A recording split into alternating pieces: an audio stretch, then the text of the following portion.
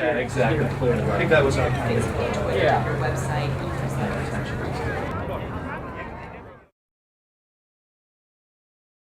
When I first arrived, we didn't have a Facebook site. We weren't, twittering, and the world has really changed. I think following the 2008 election, when President Obama was elected, and there was he used new media, social networking tools really effectively in his campaign, and I think as members of Congress, as representatives, I recognize that, this is the way people communicate now. This is the way they get information, and we need to be using these tools also.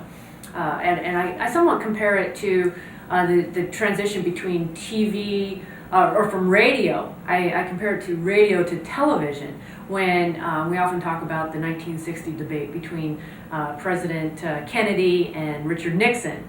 And those that listened to it on the radio thought that Nixon had won. Those that watched it on TV thought that Kennedy had won. And it was a huge change in the way people, the whole shift to television was a huge change in the way people get information, and the way that people communicate, the way that elected officials communicate.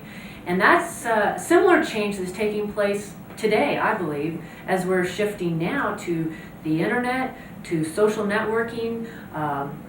Most of us have personal devices now, portable personal devices that are with us every day. We get our news immediately, and we're communicating with our friends and family, and it only makes sense as representatives that we are also using those tools to communicate with the people that we represent. Your message is not going to be getting out the way it could be getting out unless you embrace the internet in these new platforms that are now available. There's no reason really not to. That's how people are communicating now, and it's important that members of Congress go to where people are. They have so many choices of communication in terms of what they listen to. You may as well give them choices in terms of how to listen to you, including YouTube, Facebook, Twitter, your website, e-newsletters, paper letters back to them, everything.